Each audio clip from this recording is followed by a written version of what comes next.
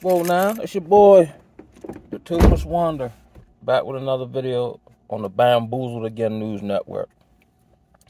And today's broadcast will be brought to you by my black Paul Revere style. I think that was the name. Yeah, Paul Revere. If memory serves me correctly. He was the guy during the colonial times when, England was pressing out America, for taxation on the tea and whatnot. That was the guy that rode around on the hoods hollering out, the Redcoats are coming. Basically, prepare. That's what I'm attempting to do here. And not in no spirit of like haste. Not in any kind of, God knows in my personal life, like, sometimes feeling like I'm starting from further back, so I got to make up ground. But scrambling and scraping or scrambling out the pocket, trying to make plays happen as they break down, that's not really my feng shui. That's not really how I naturally flow. Now, I can do that if the play breaks down. Actually, I'm pretty good at Peyton Manning, just lining up, seeing what the defense is offering or how they play and making the proper read and react. But this is just to prepare. Even if you're of the mindset of not believing things are like as the conspiracy theorists say, what would it hurt? You know what I mean? It's almost like, getting an insurance policy on your car or on your life, on your kids. Just in case I got something to fall back on. You know what I mean? And then, like, I be, periodically. It's crazy how, like, I'll start getting, like, certain type of content on YouTube or see, like, shorts on Facebook or whatever the case may be that I haven't previously looked up. But it's almost like I'm getting led a certain direction for stuff I don't know I'll need in the future. Like, even how I found certain spiritual type of content. Shout out to New Breed. I see you gave me a shout out, man. That's what's up, bro. Quick segue. Case in point. I was still drinking and smoking and whatnot. Kind of knew it's time to, switch my style up. But you had kind of that pull, that stronghold, whatever you want to call it. So I was actually, and I may have said this in another video, I was sitting on my mother's step, just fumbling around on YouTube. This is before I knew you could subscribe to channels, comment. It might be because I had a government phone, I just wasn't paying it no mind. And somehow New Breed's video pops on my demonstration, and it had something to do with the lonely path, or something had to do with isolation or veering off or something to that effect. I can't remember the exact title, but that was the first time I became privy to his channel. And the title of the video caught my attention. So I clicked on it, of course. And literally, it's probably maybe a 40-45 minute video. But in that 40-45 minute video, he had said like 4 or 5 statements that I had articulated to myself and just observing the inklings I was having. So I was like, somebody else said. Because sometimes you wonder, like, am I crazy? No, I'm not. But why don't nobody else see this? You know what I'm saying? I got my own issues. Woo-da-woo-da, you know what I'm saying? So I'm like, wow. And that's what kind of put me on the path of, let's say, understanding my life arc at this time before I, attempt sobriety again. And it gave me, insight into why I experienced certain things that the pastor man or homie on the block or no psychologist, therapist could give me. And then I started being able to read and recognize, react. Now I do it so much I don't have to constantly think about it. I just see it and make the proper adjustment, adapt, whatever the case may be. And I've always been like into like end of the world scenarios, sci-fi, stuff like that. I always found that interesting. And I said to myself in an epiphany that I may not fully step into my calling, ministry, mission until that happens. But before that happens, we're in the preparation stage. Now, I'm thinking along preparation. Now, I was starting off as far as like tangible preparations, food. Let's say, if they got a church that gives away certain items or free, church giveaway, why not go? Put your trial to the side. Now, I don't personally do it now because I have like means of, so I don't want to take away from somebody else. But that's tangible, right? But the preparation I'm actually talking about, and that is a component of it. However, the line that I'm going into is more spiritual, mental, emotional. Now, because of what I believe we're about to step into, even though you can't, predict the nuances and what form it'll take, even though the playbook is already written, right? Now it gives me credence as to why I feel like I was held back for so long. Now, like when I started working at the rehab, and I was really around people like that who have education, finance, so on and so forth, it helped me understand what he was doing way back then when I used to pray to get out of the situation that actually end up forging through pain, long suffering, so on and so forth, the skill set I utilize now. The ability to walk alone and yet properly, I won't say vet, but to properly discern who I should link with.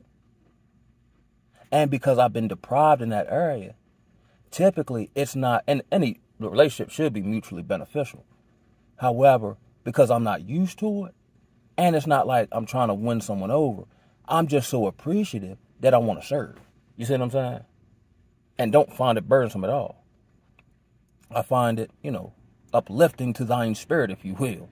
You know what I'm saying?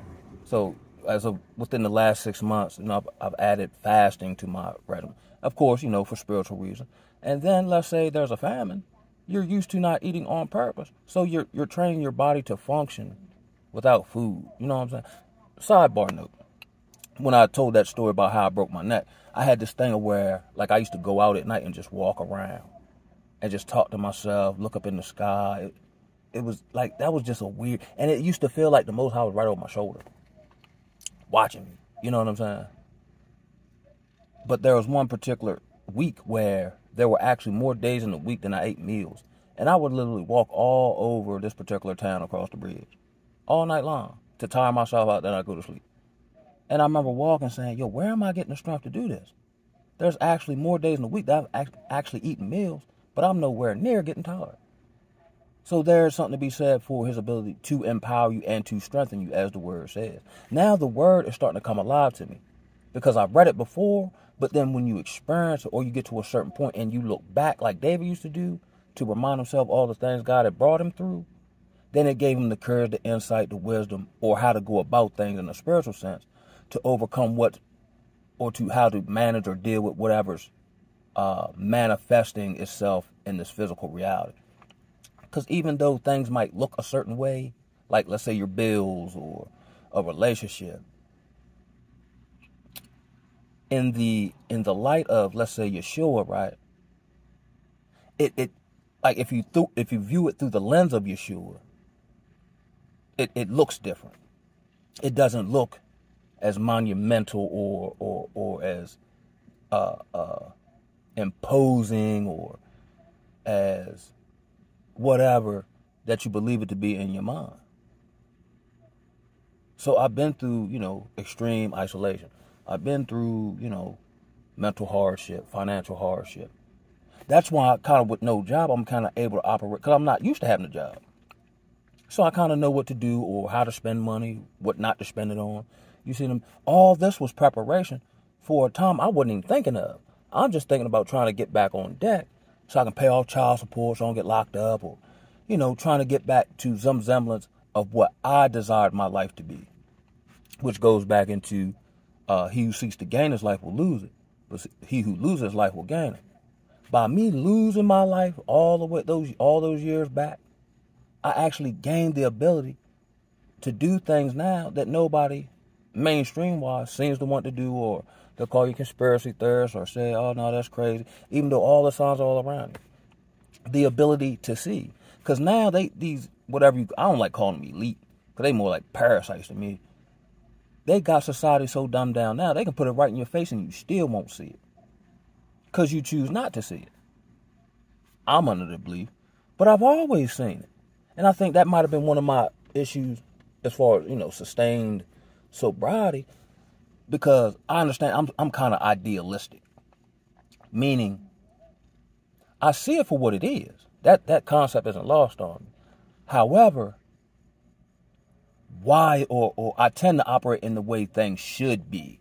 You see what I'm saying? So in my idealistic mind, and I've gotten better with it. Like my homeboy do something, I can forgive him. right? But ideally, if we homeboys, why? I'm thinking we supposed to be friends forever. Not being able to operate in the understanding that some people are just in your life for a season. You see what I'm saying? That was the vast amount of, bad decision making I made, or let's say marriage. You know what I'm saying? Ideally, or in my idealistic nature, yeah, I should get married. Not understanding in wisdom, this probably isn't the social construct to do that in, for the most part, and with certain segments or groups of women. You know what I'm saying? So I had to be prepared first. That's why they say, like, the rejection is for your protection. Here's how it was looking, right? Before he built me up internally, it's almost like he made me invisible to people. Even though I was in the midst of them, I didn't get a whole lot of fanfare or applause, or not that I was looking for, but it seemed like I was invisible, or that he shielded me from these folks. For him to build me up, build up my skill set, and then put me around folks, for me to not have that be a desire. So he put out like a external fence an external fence first, while he was building up my internals, and then put like an internal Doug leash around me. So now I'm not necessarily tempted by certain things that would have got me earlier on in my journey, because now I have an internal alarm that'll go off, for the most part. So now when I see people being, emotionally or relationally codependent, people hopping in and out of relationships, it looks totally wild to me. But there was a time when I might have been more susceptible to that before I had got built up first, which then now helps me build faith in application and in reality from what he's shown me through, like, my suffering just wasn't, yeah, it was some chastisement, no diggity, no doubt. But it was for a purpose. They said there's a purpose in your pain. You know what I mean? So even like now with the whole, like, okay, land. Now, I don't personally have my own land. However, by the grace of God, and, like them praying mothers and aunts and all them who are now getting up in age, up in their 80s, now that I'm on deck and not acting a fool, as they say, I'm the person they call to solve problems, the prodigal son.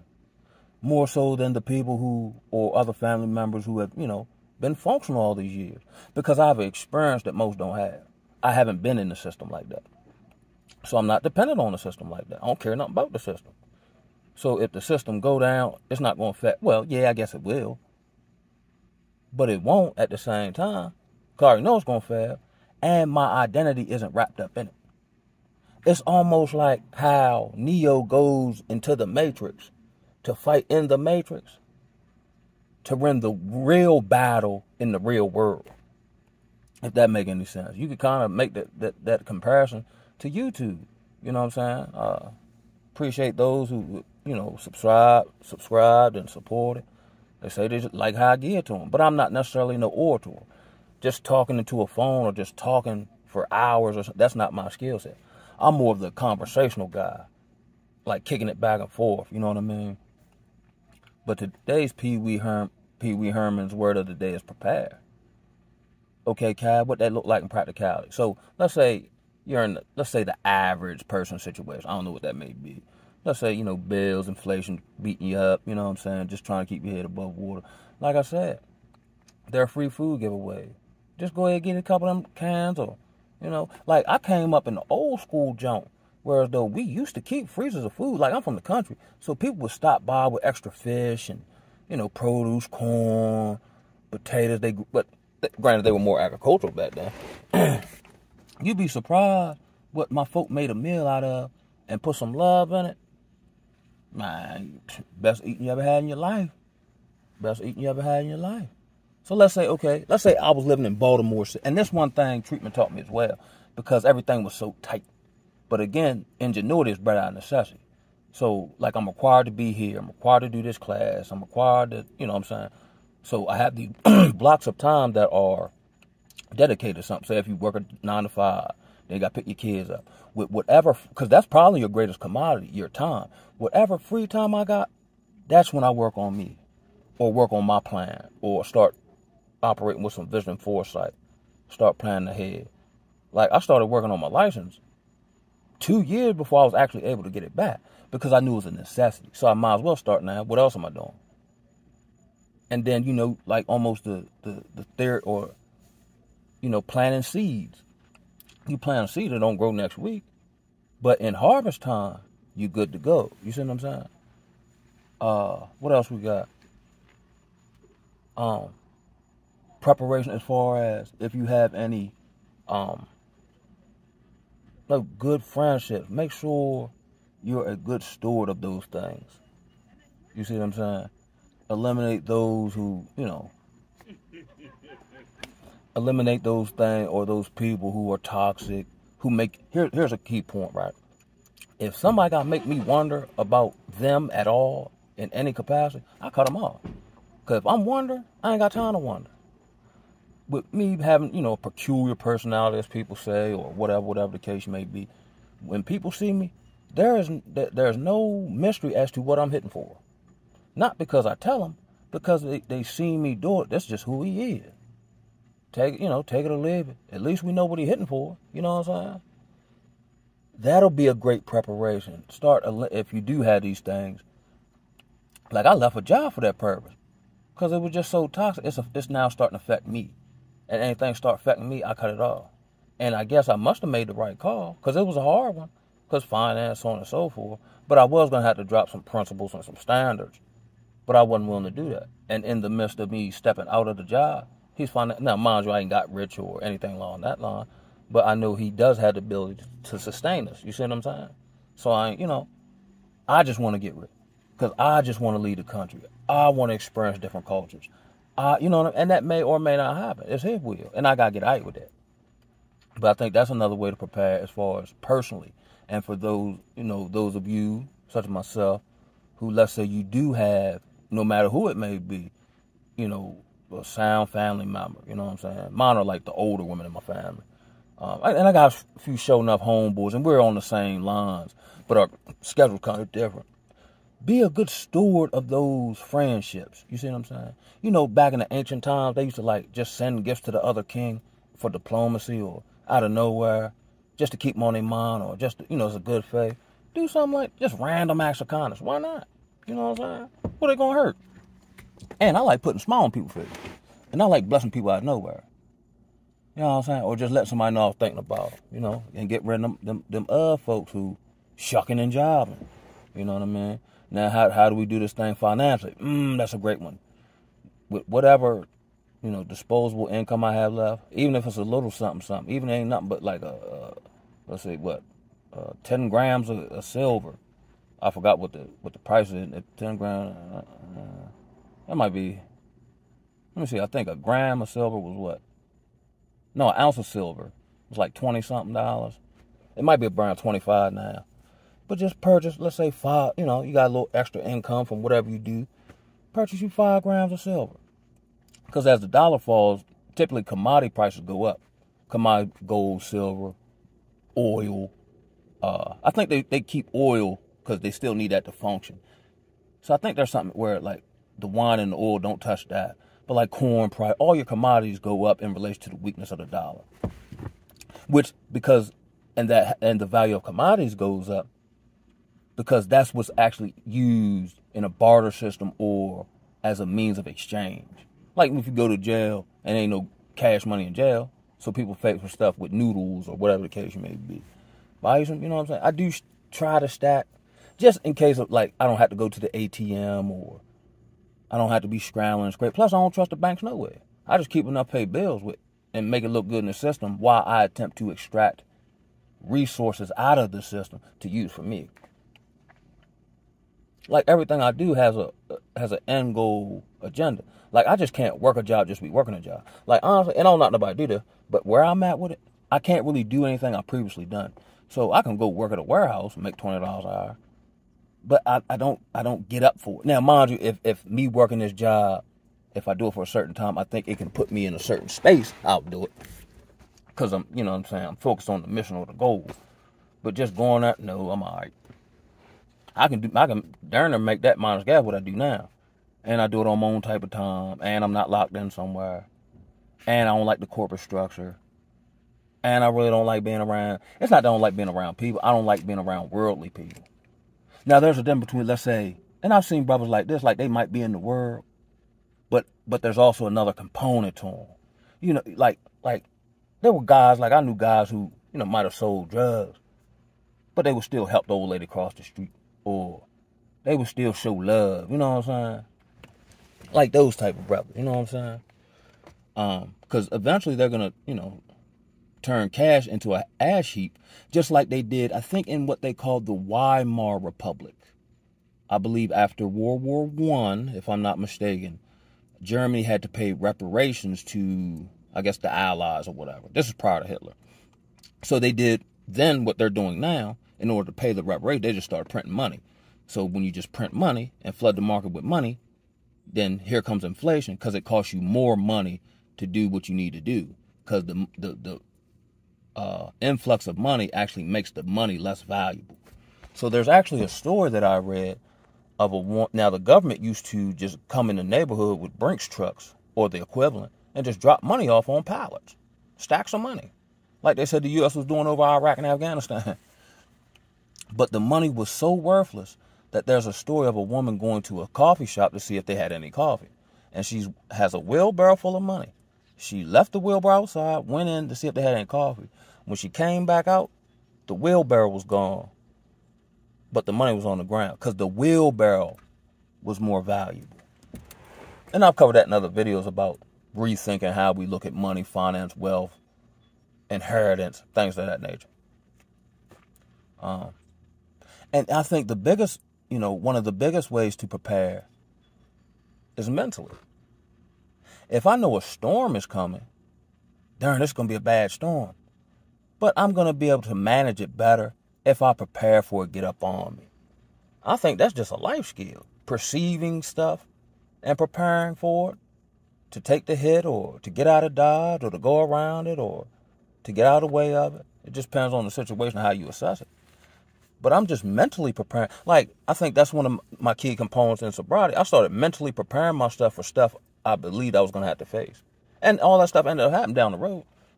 And I dealt with it. It might have felt whatever, or woo-doo-woo-doo. It ain't nothing but a feeling, for the most part. But I was able to kind of manage and navigate it because I seen it coming, or I knew I was going to have to deal with it. So the name of the game is to prepare. And yeah, you know, I like looking at these prepper joints where they can build a whole, I don't know, hut out of wood. That actually working my hands, and I kind of wish, you know, I had the skill set. Of course, I can learn anything, but I'll probably have to learn under the tutelage of another brother. But going to a school, my brain just rejects schooling at this point. I want to learn from my homeboy, my mans and them. You know what I'm saying? Who build like these structures in the woods out of twigs, and they be sound structures. So I'm not really at that point, and I may never get to that point. However, again, ingenuity is bred out of necessity. So if I can just make little small strides now, you know what I'm saying? Buy a little piece of gold here, buy a piece of gold there. You know what I mean? With some, let's say you get food stamp, you get some extra food stamp, you throw a sack of rice and beans in that joint and put him in the stash. Start making contingency plan, or just, you know, say you're on a bike or you're riding around, just looking at the lay of the land, you know, the way the roads, where does this road lead? Where does this go? You know what I'm saying? But honestly, this ain't no time. I know we're supposed to prepare, but this ain't no time to be living in fear, because ain't nothing to be afraid about. We should be happy seeing the fall of Babylon. And I don't think we're supposed to, like, wish for it to happen expeditiously. But this is the place, of course, I know why we're in this situation, but this is the place that has destroyed our women. This is the place that has thrown our men in jail. This is the place that has put, you know, drugs purposely in our neighborhoods to destroy our families. This is the place that's convinced us to abort our own children. This is the place who are giving us idols that they control, who promote degeneracy to it. Who in their right mind want to see this place continue? This is the place where ain't nothing natural no more. This is the land of the mutants. You see what I'm saying? Who was praying for this place to continue other than unless you got Stockholm syndrome? I want free. I've been wanting free since I was little. I don't know where that came from. I always dreamt of freedom. When they told me I had to go work for somebody else the rest of my life, I said, man, what? Man, that don't make me feel great about the future. The fact I gotta work for somebody else. I want to be free. I want to think. You know what I'm saying? I want to make love by the water. You know what I'm talking about? Yeah. I want to have my babies in the house. You know what I'm talking about? You say that type of stuff, they think you're crazy. Not that I care, because why would I care about the opinions of those who have been mentally punished into the earth? Assata Shakur had a quote saying, weak people go along, strong people go crazy. Not necessarily, but crazy in the sense, I'm not going along with that. And I'm gonna bring this all the way back home. Whatever happened? Now, mind you, the catalyst for the birth of this country was not paying taxes right. That was the catalyst for, the warring with the English and all that. Not paying no exorbitant taxes. Whatever happened to, now we'll look at these people when we read books as heroes, but whatever happened to give me liberty or give me death? And with that, man, I'm going to holler at y'all. Because really, if I ain't got no liberty, I might well be dead. Because what kind of existence is that? Hey, I want to be a part of the world now. Let alone part of some system where everything track controlled. They done chip me up. You know what I'm saying? They can hack me anytime. I don't want to be a part of the world now. Let alone no new world order. I'm going to leave y'all with this, y'all. And not to be morbid or nothing. I'm actually mentally preparing myself to be able to face the guillotine without flinching. And on that note, I'm going to holler at y'all. Ooh.